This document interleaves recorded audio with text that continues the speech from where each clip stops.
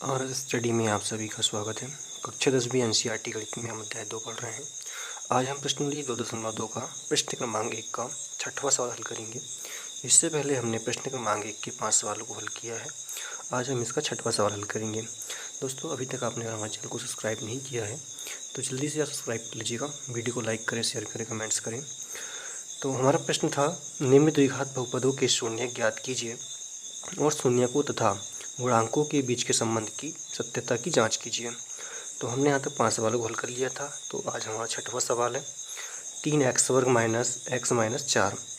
ठीक है, इसको हम आज हल करेंगे। तो हमें यहाँ पे जो दिया गया है इसको हमें लिख लेना है कि दिया है बहुपद 3x² माइनस x माइनस 4। तो पहले इसके हम शून्य ज्ञात करेंगे। तो शून्य ज्ञात करने के लिए जैसे कि हमने पहले प्रश्न में देखा था कि जो x² का गुणांक है इसका जो गुणा है हमें पहले इस वाली संख्या से कर देना है, लास्ट वाली संख्या से।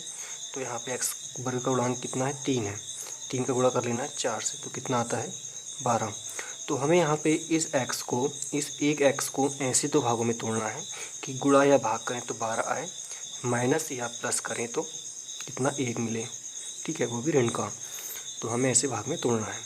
तो यहाँ पे हम अगर 3 का गुणा 4 से कर लेते हैं, 3 चौके 12 हो जाता है।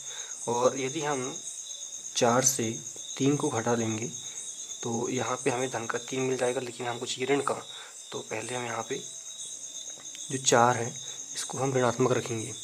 ठीक है, इस 4 को ऋणात्मक रखेंगे और धन का 3 रखेंगे। तो यह समाचिन्ह होने के कारण आपस में कट जाएंगे तो माइनस का 1 मिल जाएगा।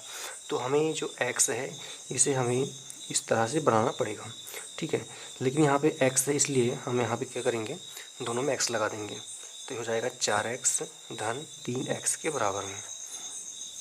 तो शून्य ज्ञात करने के लिए हमें सबसे पहले इसको तोड़ लेना है।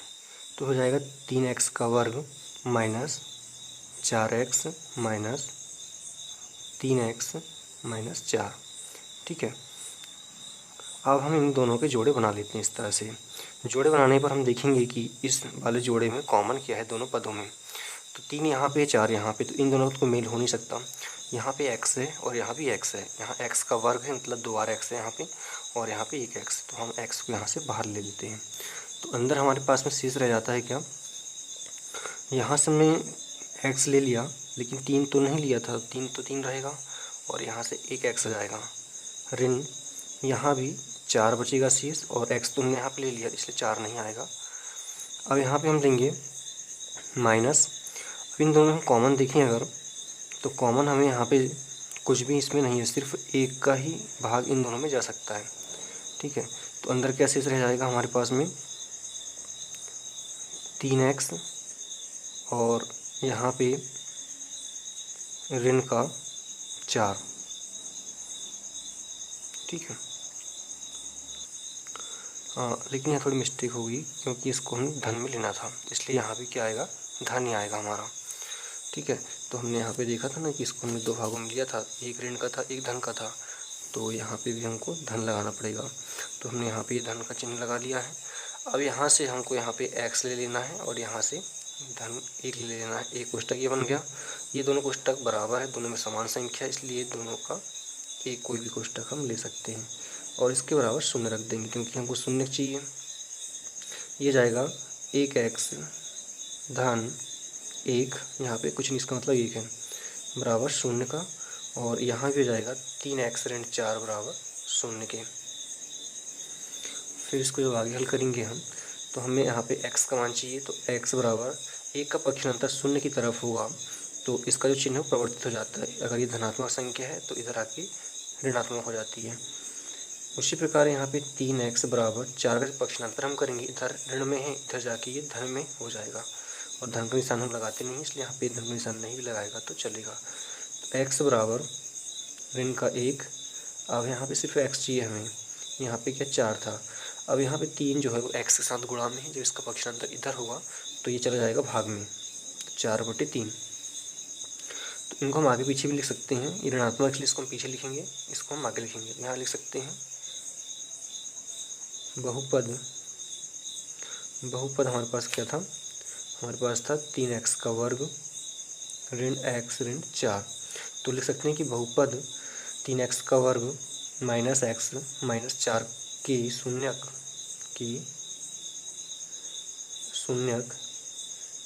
4/3 और माइनस का 1 है। ठीक है, ये तो हमने इसके शून्य निकाल लिए। लेकिन हमें प्रश्न कहता है कि शून्यकों तथा गुणांकों के बीच के संबंध की सत्यता की जांच कीजिए। तो कर लेते हैं इसकी जांच भी हम।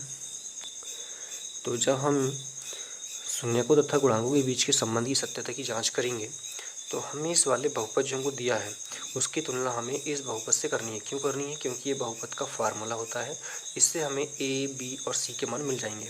ठीक है, तो हमें यहाँ पे ए, बी और सी के मान जब मिल जाएंगे तो लिखेंगे हम ए बराबर, देखिए एक्स वर्ग यहाँ पे है, एक्स का वर्ग यहाँ पे भी है और ए यहाँ पे, लेकिन यहाँ पे 3 है। तो इसका मतलब क्या होगा कि 3 का जो मान है वो कितना जाएगा, सॉरी ए का मान कितना जाएगा, 3 आ जाएगा। उसी प्रकार बी का मान यहाँ पे ऋण का, लेकिन यहाँ पे कुछ नहीं है तो ए का जाएगा और सी बराबर यहाँ पे ऋण का 4 आ जाएगा। ठीक है, ये तो निकाल लिया हमने ए, बी और सी के मान। अब इसको क्यों निकाला है वो भी देख लेते हैं। तो इसको निकालने का तो इसका उद्देश्य जो था हमारा, यहाँ पे देखें अगर हम तो शून्यकों और गुणांकों के बीच जो संबंध होता है वो इस फार्मूले से दर्शाया जाता है।